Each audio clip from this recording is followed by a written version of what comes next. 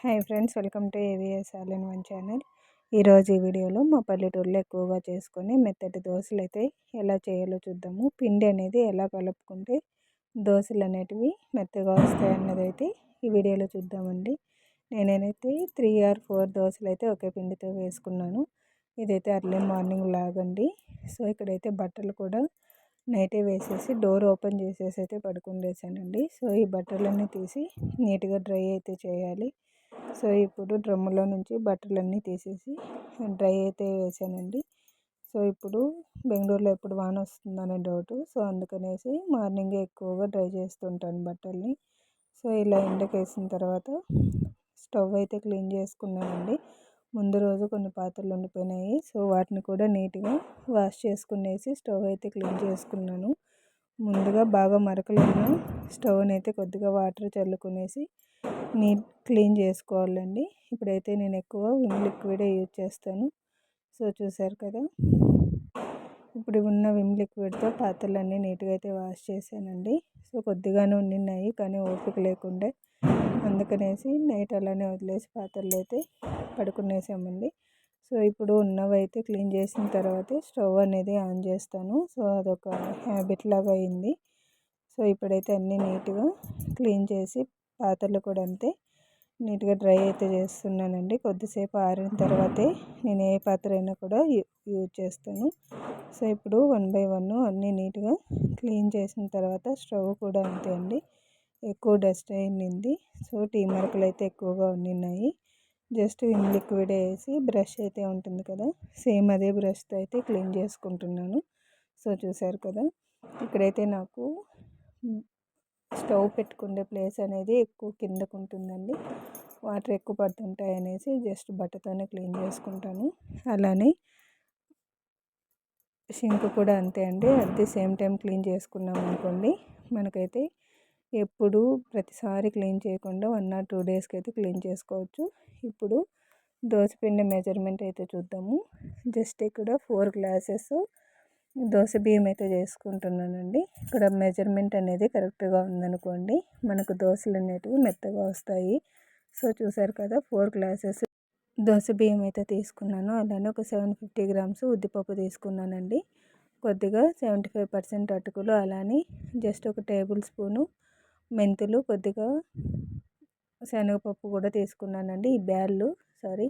ఆ బ్యాళ్ళు కూడా వేసుకొని జస్ట్ మనమైతే వాటర్లో ఒక 4 to 5 hours అయితే నానపెట్టుకోవాలండి. నేను ఆ బియ్యం అనేది మిక్సీ జార్లోకి వేయనండి. సో నేను డైరెక్ట్గా పిండి అయితే ఆడించుకుంటాను. ఇప్పుడైతే రెడ్ చట్నీ అలానే ఆలు ఫ్రై అయితే రెడీ చేస్తున్నానండి. సో వాటికన్నిటికీ స్టవ్ మీద పెట్టేసి కొద్దిగా కోల్డ్ ఉంటే సాల్ట్ అలానే పసుపు కూడా వేసుకొని వాటర్ అయితే నీట్గా గార్గిలింగ్ చేసుకోవాలి. ఇక్కడైతే నేను కోల్డ్కి రెమెడీ అండి ఇదైతే. సో ఇప్పుడు మిరియాలు, కొంచెం చెక్క, లవంగం కూడా, వాము, కొద్దిగా సోంపు కూడా వేసుకొని వాటర్ అనేది బాగా ఉడికించుకోవాలండి. సో చూసారు కదా, ఆలు అయితే పెట్టాను. జస్ట్ ఒక 3 విజిల్స్ వచ్చేంత వరకు ఉడకపెట్టుకోవాలి. ఇక్కడైతే నేను రెడ్ చిల్లీ అయితే ఫ్రై చేశానండి, అదైతే పల్లి చట్నీకి.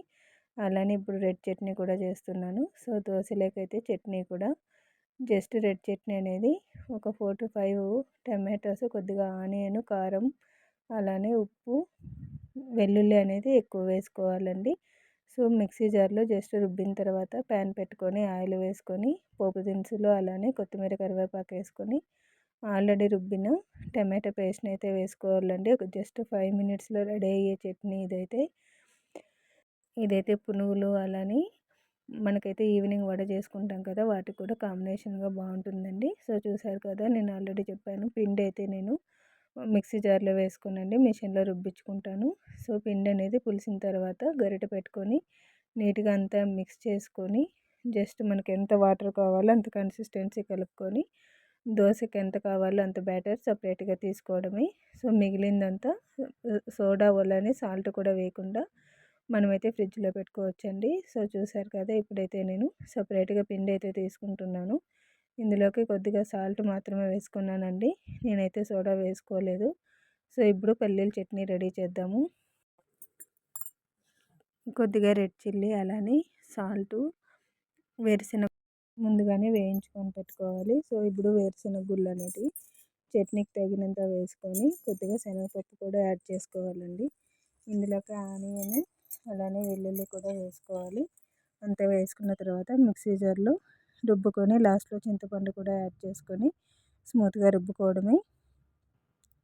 ఫైనల్గా రాయలసీమ చట్నీ కూడా పల్లీల చట్నీ రెడీ అయింది. అయితే ఆల్రెడీ ఆలుగడ్డ అనేది ఒక 4 విజిల్స్ వచ్చినాయి కదా, ప్యాన్ పెట్టుకొని ఆయిల్ వేసుకొని ఆనియన్, కరివేపాకు, కొత్తిమీర అలానే రెడ్ చిల్లీ వేసుకొని వేయించుకున్న తర్వాత కొద్దిగా సాల్ట్ వేసుకొని పసుపు అయితే వేసుకోవాలండి. అన్నీ వేసుకున్న తర్వాత జస్ట్ ఫ్రై అయిన తర్వాత ఇప్పుడు ఆలుగడ్డ సపరేట్ చేసి పెట్టుకుంటాం కదా, సో వాటిని స్మాష్ చేసుకొని ఆల్రెడీ ఉడుకుతున్న పోపులోకి వేసుకోవడమే. సో ఫైనల్గా మనకైతే ఆలు ఫ్రై కూడా రెడీ అయిందండి. సో ఇదే పిండితో 3 or 4 టైప్స్ ఆఫ్ దోశలు కూడా వేసుకోవచ్చు. జస్ట్ మనకు హోటల్ స్టైల్లోనే ఎలా రెడీ చేసుకోవాలన్నది అయితే ఇంట్లోనే హెల్తీగానే మనం దోశలు వేసుకోవచ్చండి. సో చూసారు కదా, ఫైనల్గా 2 చట్నీస్. ఇప్పుడు దోశలు ఎలా వేసుకోవాలో చూద్దాము. ముందుగా ప్యాన్ పెట్టుకొని ప్యాన్ అనేది కొద్దిగా హీట్ అయిన తర్వాత జస్ట్ పిండి పోసుకొని దోశ వేసుకోవడమే అండి. సో ఇక్కడైతే నేను కొద్దిగా కారం వేసుకొని అయితే ఫస్ట్ కారం దోశ అయితే వేసుకుంటున్నాను. సేమ్ ఇదే మనకు హోటల్లో కూడా ఇస్తారండి, కానీ కాస్ట్ ఎక్కువ బెంగళూరులో. కాకపోతే మనం ఇంట్లోనే హెల్తీగానే చేసుకోవచ్చు. సో చూసారు కదా, 2 సైడ్స్ ఆయిల్ వేసుకొని ఫ్రై చేసుకోవడమే. ఇలా బాయిల్ అయిన దోశ అయితే మనకు అప్పటికప్పుడు తినడానికి అయితే చాలా బాగుంటుంది. నెక్స్ట్ సేమ్ ఇదే ప్రాసెస్లో జస్ట్ ఆలుగడ్డ వేసుకొని మసాలా దోశ వేసుకోవడమే అండి. సో చూసారు కదా, ఫైనల్గా దోశ అయితే రెడీ అయింది. ఇక్కడైతే నేను పల్లీల చట్నీతో అయితే సర్వ్ చేసుకున్నానండి. నెక్స్ట్ అయితే మిగిలిన పిండితో కూడా దోశ అయితే వేసుకున్నాను. సో చూసారు కదా, చట్నీ తిరుగుబాటు కావాలంటే పెట్టుకోవచ్చు. సో ఫైనల్గా ఇక్కడైతే దోశ రెడీ అయింది. కాకపోతే నెక్స్ట్ మిగిలిన పిండితో ఇంకొక దోశ ఎలా ప్రిపేర్ చేసుకోవాలో చూద్దామండి. సో ఇప్పుడు పిండి అనేది పులుసు ఉంటుంది కదా, తినబుద్ధి కానప్పుడు ఇలా ఒకసారి పోపు పెట్టుకొని వేసుకోండి. దోశ అనేది చాలా టేస్టీగా అనిపిస్తుంది. సో ప్యాన్ పెట్టుకొని ఆయిల్ వేసుకొని పోపు దినుసులన్నీ వేసుకున్న తర్వాత ఆనియను అలానే కొత్తిమీర, కరివేపాకు అన్నీ వేసుకొని బాగా ఫ్రై చేసుకోవాలండి. సో ఇప్పుడైతే కొద్దిగా పసుపు అనేది కంపల్సరీ. సో పసుపు ఫ్లేవరే ఆ దోశకైతే టేస్ట్ వస్తుందండి. సో పసుపు అంతా వేసుకున్న తర్వాత ఆల్రెడీ ఉన్న పిండిలోని ఈ పోపు పెట్టుకున్న ఆనియన్ పేస్ట్ అయితే వేసుకోవాలండి. సో ఇప్పుడు ఈ ఆనియన్ మసాలా అంతా వేసుకున్న తర్వాత మనమైతే దోశ వేసుకోవడమే. సో ఇక్కడ మార్నింగ్ అయితే నేను కొద్దిగా ప్రోటీన్ పౌడర్ అయితే తీసుకుంటున్నానండి. సో ఇక్కడ జస్ట్ పాలన్నీ వేడైన తర్వాత సపరేట్గా ప్రోటీన్ పౌడర్ కలుపుకుంటున్నాను. సో ఇక్కడ ప్రోటీన్ పౌడర్ తాగిన తర్వాతే దోశ అయితే వేసుకుంటాను. కాకపోతే ఇంట్లో వాళ్ళకి దోశ వేయాలంటే ముందుగా అయితే నేను దోశకైతే ప్రిపేర్ చేశానండి. సో చూసారు కదా, ఇప్పుడు ప్యాన్ పెట్టుకొని జస్ట్ ఆయిల్ వేసుకొని ఆల్రెడీ మనము రెడీ చేసి పెట్టుకున్న పోపు వేసిన దోశ అయితే వేసుకోవడమే అండి. సో ఇదైతే చాలా ఫ్లేవర్గా ఉంటుంది ఈ దోశ అనేది.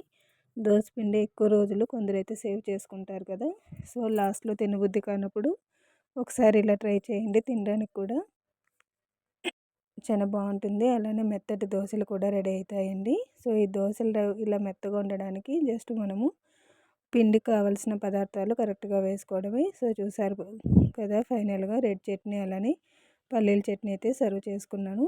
సేమ్ ప్యాన్ పెట్టుకొని దోశ పిండి వేసుకొని ఇక్కడైతే నేను కారం దోశ వేసుకుంటున్నానండి. జస్ట్ ప్లెయిన్ కారం దోశ. దోశ పిండి వేసుకున్న తర్వాత ఆల్రెడీ ఉన్న కారం చట్నీని వేసుకొని 2 సైడ్స్ ఆయిల్ వేసుకొని బ్రౌన్ కలర్లో వచ్చేంత వరకు దోశని అయితే కాల్చుకోవడమే అండి. అలానే ఎక్కువ మాడు కాల్చిన అవసరం లేదు, జస్ట్ వేడైతే చాలు. సో చూసారు కదా, నెక్స్ట్ అయితే ఎగ్ దోశ అయితే వేసుకుంటున్నానండి. సో ఇప్పుడు సేమ్ అదే దోశ పిండి వేసుకొని ఎగ్ వేసుకొని వాటిపైన కొద్దిగా డైరెక్ట్గా ఎర్రకారం వేసుకోవడమే. సో ఇక్కడ ఎర్రకారం ఇష్టం లేని వాళ్ళు కొద్దిగా ఉప్పు అలానే కారం పొడి వేసుకొని ఎగ్ పైన దోశ అంతా స్ప్రెడ్ చేసుకోవడమే అండి. ఇలా స్ప్రెడ్ చేసుకున్న దోశని 2 సైడ్స్ కొద్దిగా ఆయిల్ వేసుకొని దోశని ఉడికించుకోవడమే అండి. సో చూసారు కదా, ఫైనల్గా మనకైతే ఎగ్ దోశ కూడా రెడీ అయింది.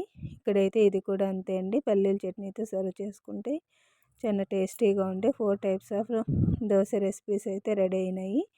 ఒకే పిండితో ఎలా చేసుకోవాలో చూసారు కదా. దోశ పిండి ఎక్కువ ఉన్నప్పుడు బోర్ కొట్టకుండా మనకైతే 4 టైప్స్ అయితే చేసుకోవచ్చండి. సో ఫైనల్గా మా పల్లెటూరులో మెత్తటి దోశలు అయితే ఇలానే చేసుకుంటాము. సో చూసారు కదా, ఈ వ్లాగ్ ఎలా అనిపించిందో నాకైతే కామెంట్ సెక్షన్లో కామెంట్ చేయండి. ఈ వీడియో కనుక నచ్చినట్టయితే లైక్, షేర్ అండ్ సబ్స్క్రైబ్ చేసి మీ ఫ్యామిలీ మెంబర్స్కి అయితే షేర్ చేయండి. Thanks for watching this video.